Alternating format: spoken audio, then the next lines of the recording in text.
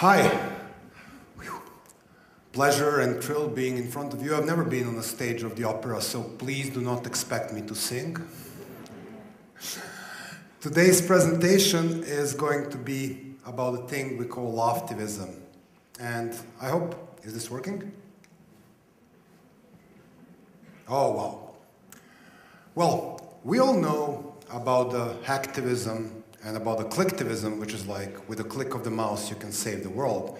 But today we want to explore a little bit about the power and humor and creativity and how this can change society. And yes, I assume we all love jokes, but what the jokes do have to do with the revolutions and how this thing is related, well, this is what this story is all about. For centuries now, the social scientists are talking about one thing: conditions. So they are looking at the social change, they are looking at the revolutions, and they say, you need this big percent of educated people to have the revolutions. Oh, you will never have a revolution if the people are living in the villages. Oh, you will never have a revolution if people are too happy or too well paid. Conditions, conditions, conditions. I've spent the last 10 years of my life traveling around the globe and meeting problem makers. And there is one thing I've learned. It's not about the conditions. It is about emotions. It is about the emotions which are driving the people around this place. Well, look into this prejudice. You can look at the faces of the traditional revolutionaries like Lenin and Mao and Che and Castro and even Yugoslav leader Tito, and you can see them, they're really grim guys, really guys. And they're like that, scientist says, they should be serious because they're involved with a serious business of the revolution. Very unlike that, modern revolutionaries on another side of the slide are looking like they escaped from a party. They sing, they dance, they drum, they whistle, they smile, they're all covered with badges, and they look ridiculous in a way. Well, who has the right now? It's a big question. There is a fantastic study published by two American scholars, Maria Stephan and Erika Chenoweth, called Why Civil Resistance Work. It looks into 323 different campaigns, violent and non-violent campaigns, from the beginning of 20th century to 2006. Results? Impressive. If you're a serious armed revolutionary, your chance to success are about 26%. If you're a ridiculous-looking non-violent revolutionary, your chances are twice as big. So it seems that these laughing, ridiculous-looking guys know what they are doing, and they are not ridiculous at all. There are three main reasons why humor is such a powerful weapon in a social movement, especially when you're opposing the big guys, the tough guys, the dictators. First, humor melts fear. Fear is the air that dictators breathe. Without the fear, they cannot survive. There is nothing which breaks fear faster than a joke or a humor. Second, humor makes your movement looking cool. And if your movement is cool and in, everybody wants to join. So your movement really grows. Three, humor and mocking creates a huge dilemma for your opponent. If they react, they will look stupid. If they don't react, other people will start mocking them as well. I've learned about the power of the humor and the dilemma combined when I was a young student in Serbia. We were a really small movement at the time, maybe 15 people, and our budget at that point was about 50 euro.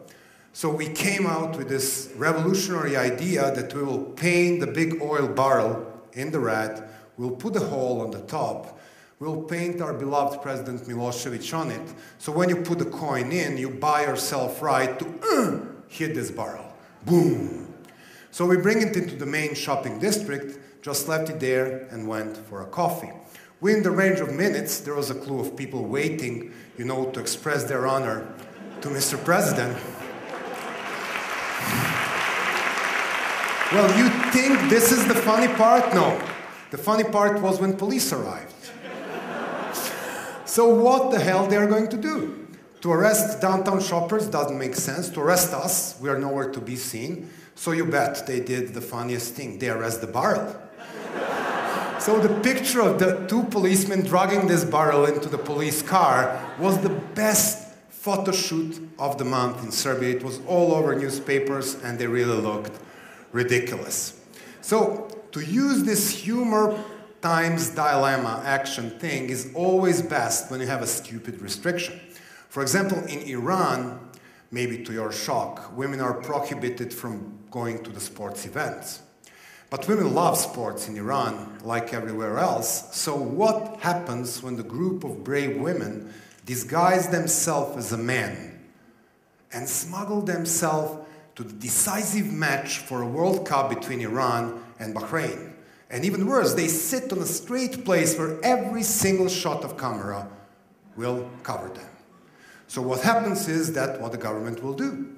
They will come in, interrupt the match, arrest these women, create international scandal, or they will leave them sit there and give the example to others, so maybe they will go to the football match. Well, Iranian editor Jafar Panahi made a movement about this. It's very good. It's called Offside. It earned him international glory, but until then, he's in house arrest. So one big applause for brave Iranian movement.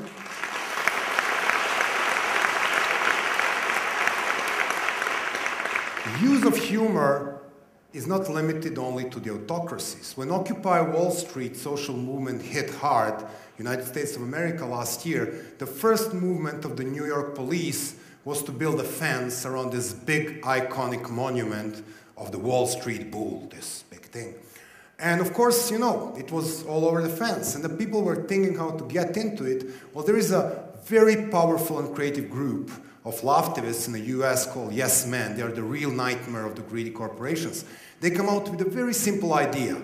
Two people dressed like clowns were making police busy. They were teasing them, they got arrested, while the guy dressed like Matador jumped over the fence, symbolically killed the bull, and even earned himself a free ride on the top of the New York police cars. No matter, this thing has about 1 million views on the YouTube.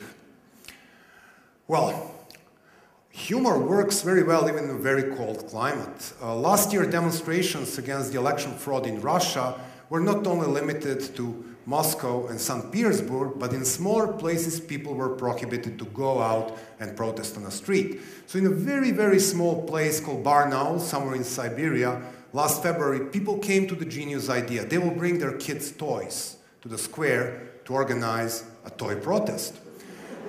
It all went fine day one, and everybody was having fun, and even you could see the policemen taking photos with their cell phones.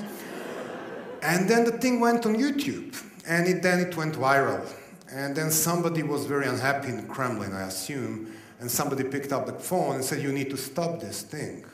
So when they filed for their toy protest tomorrow, the protesters from Barnaul got official paper from the police saying that protest of 100 Kinder Surprise toys, 100 Lego people, 20 model soldiers, and 10 toy cars is banned because the toys are not citizens of Russia.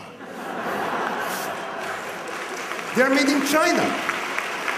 So next time, please use a little bit either Russian babushka for a protest or find themselves a nice toy passports. From Russia all the way to Balkans, Montenegro. You know, losing a luggage in a plane, it's not a very pleasant thing, but it's not a big drama. In fact, it happens to me half of my life. When you lose the last clean pair of underwear in that luggage, it's a bit unpleasant. But when you are accused for using state-sponsored credit card for buying lost underwear, like it happened to the Montenegrin Prime Minister last year, then you are in trouble.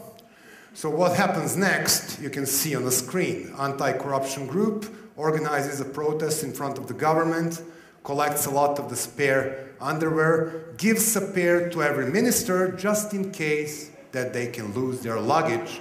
They have one spare pair. Picture says more than 1,000 words. There are tough places of this world, and one of the toughest places of this world in this particular moment is Syria, where people are dying for more than a year.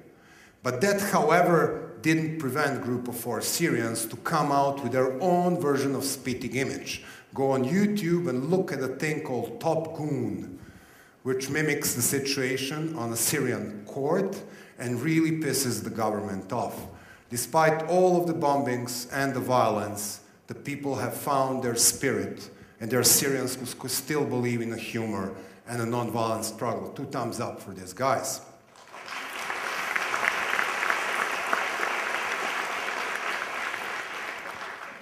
Well, you remember this thing? It was called Egyptian Windows. It was very popular January last year. If you don't see it on the screen, the first one was during the time when revolution happened in Tunisia, and most of Egyptians were very jealous that they didn't make it still, so they created this lovely little windows of opportunity, so you could see files copying freedom from Tunisia to Egypt, few days remaining, and then this lovely sign like, when you find the virus. It's like, we cannot copy the freedom from Tunisia to Egypt, you need to remove Mubarak first. Well, Mubarak was successfully removed, and this was very nice screensaver for quite a while. But what happened when 2 years after this change, the first democratically elected president of Egypt, Morsi, tried to grasp a little bit of power? This. Within the range of the minutes, the power of Laughtivism in Egypt not only portrayed the new president and labeled him as a pharaoh, came out with the thousands of jokes and the cartoons, and now you have millions of people protesting there and struggling to maintain democracy. Well, of course, the government does all the nasty stuff. They don't know how to respond. They chase newspapers. They are all over after people who are teasing them. One of the top state comics, called Bassem Youssef, is, of course, under the pressure. But hey, guys, this is not how the things are happening. Once the spirit of the laughter and people power come out of the box, you can't put it back in. This is not working this way. Well, the grand lesson here is, whether democratically elected or autocrats, politicians tend to behave in a certain way. Maybe they spend too much time watching themselves on the TV screens, or their big images on the billboard, or they're looking to their faces in the newspapers. I know you know what I'm talking about. And they start believing this image of themselves. The people power, and specifically humor and Laughtivism, are there to help common people, put them back to their senses, and to empower common people. There are so many creative, cool, and humorous ways to fight for democracy, human rights, and against the corruption. So keep on laughing your way to victory, and keep on changing the world with a smile on your face. Thank you.